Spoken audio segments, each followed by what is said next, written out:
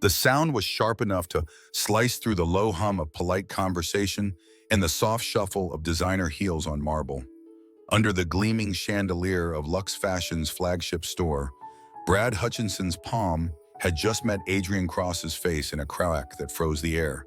The glow from the crystal lights caught the rainbow pin on Adrian's lapel. Small, elegant, and impossible to miss, glinting, like a quiet act of defiance in a room that suddenly forgot how to breathe. It happened in a place designed for perfection. Racks of Italian leather handbags stood like soldiers under precise spotlights. Perfume lingered in the air, mixed with the faint metallic taste of shock. 50 shoppers stood suspended between disbelief and morbid curiosity, their eyes wide, phones already in hand. Screens lit up like fireflies, each one capturing the moment in perfect detail, each frame a shard of something that couldn't be undone. Adrian did not stumble. His tailored gray suit stayed smooth, every crease intact, even as heat spread across his cheek. He lifted a hand, not in defense, but in quiet acknowledgement of the sting, more from the venom in Brad's voice than the force of the blow. "Get out of my store before I call the police," Brad had hissed moments earlier, his words curling in the air like smoke from a toxic fire. It wasn't about the leather bag. It wasn't about customer policy. It was about who Adrian was and what that small rainbow symbol represented to him. The others saw it too. A mother pulled her daughter closer, as though queerness could leap across the room like a contagion. A man in a cashmere coat tilted his phone for a better angle, somewhere near the shoe display. Someone whispered just loud enough to be caught by a dozen microphones. Did he just? The question didn't need finishing. Every camera lens found the same story: a man in his 30s, white, sharp-featured, standing alone at the receiving end of a public humiliation that should have been impossible in a city that claimed to pride itself on progress. Brad, the store manager, stood a step too close, his chest rising with the thrill of power. His jaw was tight, his smirk faint but deliberate. This was a performance as much as it was an assault. In that suspended moment, it was easy to forget what had brought Adrian through the glass doors in the first place. Easy to forget that this wasn't some staged confrontation, but the boiling point of something that had started minutes earlier with polite words and a simple request. But the slap changed at everything. It marked a line that could never be erased, a line that was being streamed to strangers across the country before Brad even took his next breath. And in the middle of that polished battlefield, Adrian didn't shout, he didn't return the blow. He simply stood still, letting the weight of silence work in his favor. His eyes cool, steady, unflinching, locked on Brad, as though he was already considering what would come next, and how every person in this room would remember this day. The cameras kept rolling. The air kept tightening. Somewhere in the distance, the hum of the store's security system sounded like the prelude to a reckoning. Because sometimes the most dangerous response isn't rage, it's composure. And in that moment, Adrian Cross had nothing but time, proof, and a lifetime of reasons to use them both. You're listening to Heart's story, where power, prejudice, and truth collide in ways you'll never forget. Stay with me, because this was only the beginning.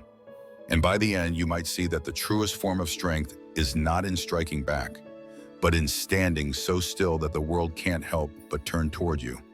10 minutes before the sting of that slap, the store had been a quiet cathedral of wealth. Soft jazz drifted between displays, the scent of leather mixing with a whisper of citrus perfume. Adrian Cross had stepped inside with a purpose. The Italian leather tote in his hand, worth more than some people's monthly rent. It was a gift he had bought for himself, a small celebration of a deal closed weeks earlier, until he noticed the flaw, a seam that wavered like a careless signature, a zipper that stuck halfway. He had not come for a fight. He had come for fairness. He stood at the counter, patient but persistent, explaining the defect with the kind of calm that came from years in business. The young sales associate, hair pulled into a perfect chignon, nodded without meeting his eyes, then excused herself. Minutes passed, She returned only to glide past him toward another customer, a woman in a cream wool coat offering her a smile so warm it could melt glass. Adrian watched that woman leave the counter, clutching her new purchase wrapped in gold tissue, before the associate returned to her post without a glance in his direction. The clock kept moving. Another customer approached, then another, each met with immediate attention. Adrian stayed where he was, the weight of the bag in his hand beginning to feel heavier than its leather justified. In the mirrored wall behind the counter, he caught sight of himself, gray suit, polished shoes, hair neatly styled, but the rainbow pin on his lapel stood out like a beacon, and he saw the way some eyes landed on it before flicking away. Then Brad Hutchinson emerged from the back. His stride was brisk, his smile thin and unreadable. Without hearing Adrian's full explanation, Brad's smirk curved into something sharper. He leaned on the counter, eyes scanning Adrian from head to toe, trying to look the part. His tone carried a private joke only he found amusing. "We don't usually cater to your kind." The words were not shouted, but they carried like oil spreading through water, finding their way into the ears of shoppers nearby. A woman near the handbag wall frowned. Another reached into her purse for her phone. Near the fitting rooms, a man holding a suit jacket tilted his head, drawn to the tension gathering in the air.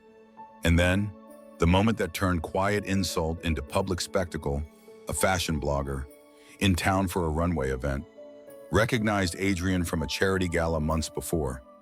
She lifted her phone, her live stream blinking to life, her voice hushed but urgent. "You guys, you need to see this." The viewer count began climbing, the chat exploding with messages as Brad's remarks grew bolder. His sarcasm took aim at the pin again, the suggestion laced with disdain. To him, this was a customer he could dismiss without consequence. To Adrian, it was becoming something else entirely.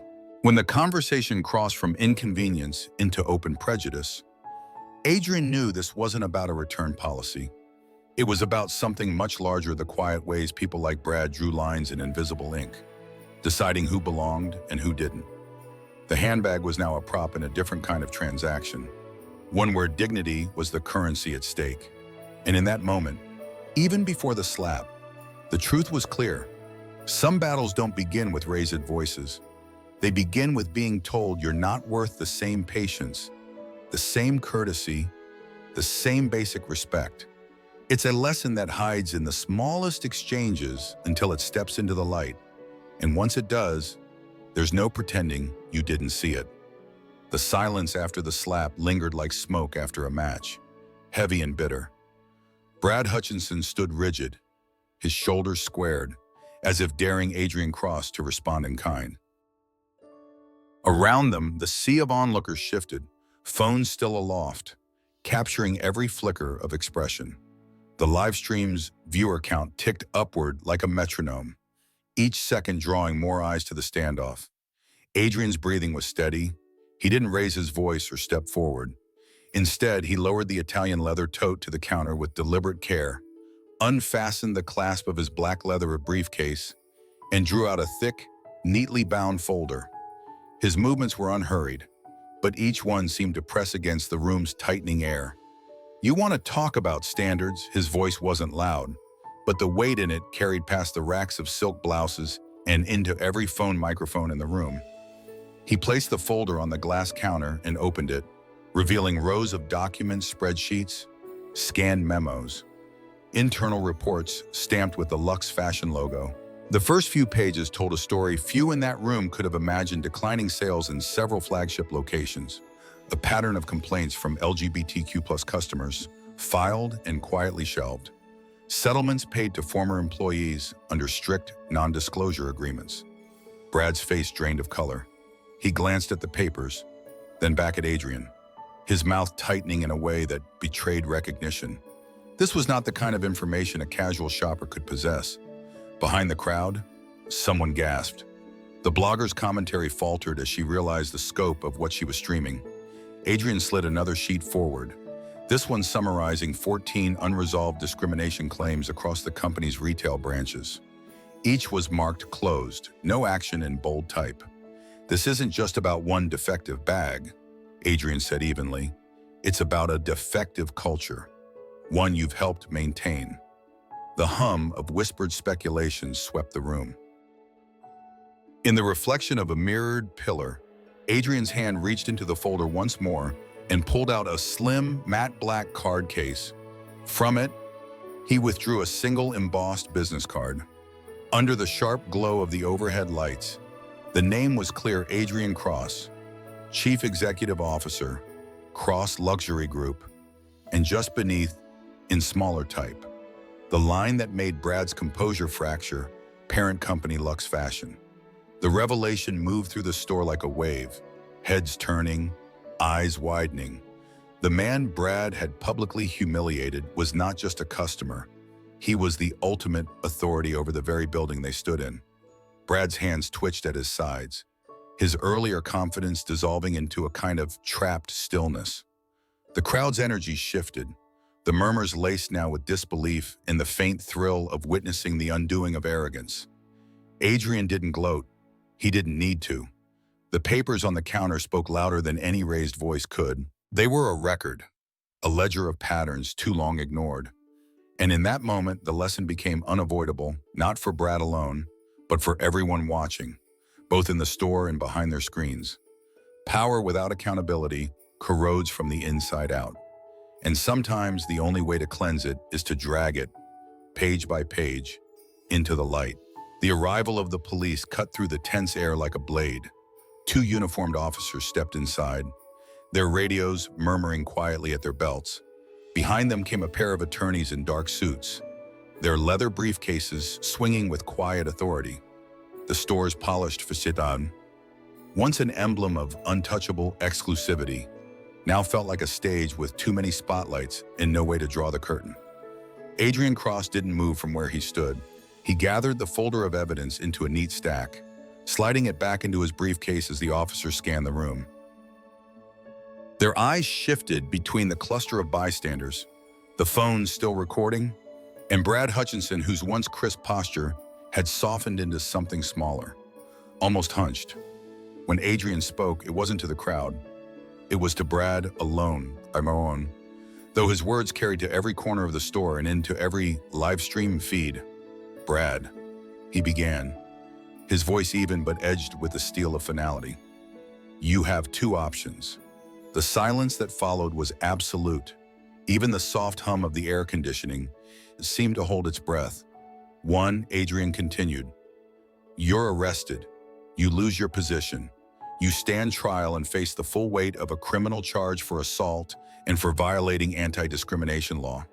He let the words settle, their gravity undeniable. Or he paused, long enough to let the second path feel deliberate. You agree to 200 hours of mandatory training on gender bias, LGBTQ plus awareness, and diversity. You issue a public apology, and you take responsibility for leading change across this entire chain. Brad's jaw trembled. The room seemed to tilt toward him, every face waiting for the answer. The bloggers' chat feeds were exploding with comments, viewers debating whether mercy was weakness or whether this was a rare moment to turn a wrong into a catalyst. Tears began to gather at the corners of Brad's eyes. His voice, when it came, was stripped of the bravado that had colored it earlier. I'll do it. It was barely above a whisper, but it was enough. Adrian reached into his briefcase again and produced a pre-prepared agreement. It was not a casual document, it was a legal commitment, drafted and ready, anticipating this exact outcome. As Brad signed, his hand shook. The attorneys notarized it on the spot, their pens clicking sharply in the quiet. One officer stepped back, murmuring into his radio to stand down the arrest order. The other remained by the door, watching the crowd thin slightly as the tension eased. Adrian then turned to Janet, the regional director who had stood silently through the entire confrontation. Effective immediately, he said, you're reassigned to lead the Diversity and Inclusion Initiative for all Luxe Fashion branches. You'll rebuild the policies you've allowed to fail, and you'll be measured by the change you create. Janet's lips parted, but no protest came. She gave a stiff nod, the weight of the directive settling on her shoulders. In that moment, the store no longer felt like neutral ground. It had become a crucible, one where accountability was not just about removing the guilty, but about transforming the system that enabled them.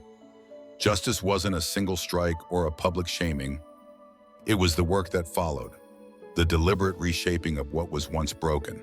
And for everyone watching, whether in the polished aisles of Luxe Fashion or through the grainy lens of a phone, there was an unspoken reminder. Real power is measured not by how you punish, but by how you compel change that lasts beyond the moment. 6 months had passed since the day Luxe Fashion's flagship store became the epicenter of a scandal watched by hundreds of thousands. The sharp echo of that slap had long faded, but its consequences still rippled through the company like an unrelenting tide. Where once the entrance gleamed with nothing but glass and gold lettering, now the storefront displayed a new emblem alongside the Luxe Fashion logo, a bold, prismatic design declaring flagship equality store. Inside, the air felt different. The once exclusive floor now welcomed a broader mix of customers, couples holding hands without glances over their shoulders, young people wearing pride pins without hesitation, shoppers greeted with the same warmth regardless of who they were. The transformation was more than surface deep. It was woven into the training sessions every employee had undergone, into the posters outlining customer rights, into the unspoken understanding that prejudice had no place here. Brad Hutchinson was no longer the man who had smirked over a counter. Dressed in a simple navy blazer, he now stood at the front of conference halls and community centers, speaking candidly about the day his arrogance collided with reality. He didn't soften his words. He recounted the slap, the public exposure, the choice Adrian Cross had offered him.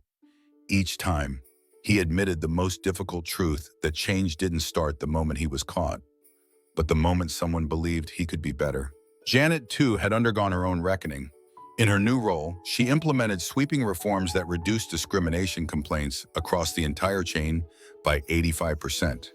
She walked the sales floors unannounced, not as a figure of intimidation, but as a partner to her staff. Where she once avoided confrontation, she now addressed issues head-on.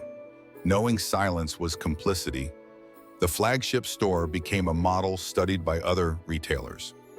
Media outlets covered its turnaround, not as a public relations stunt, but as a genuine example of accountability shaping culture.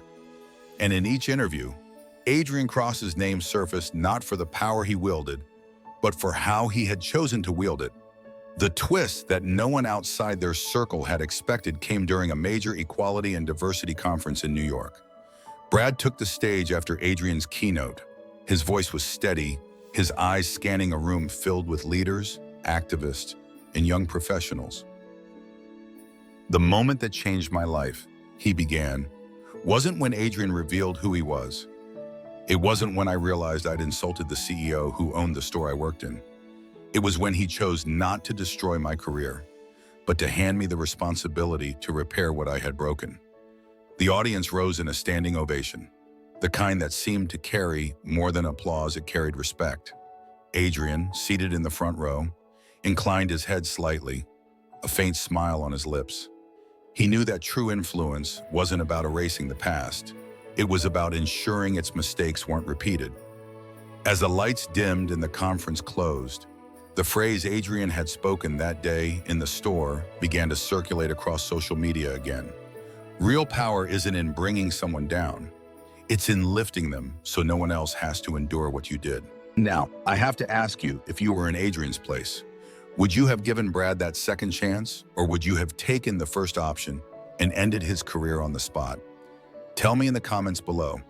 And don't forget to follow Heart Stories, where we bring you stories that challenge what justice, change, and compassion can truly mean.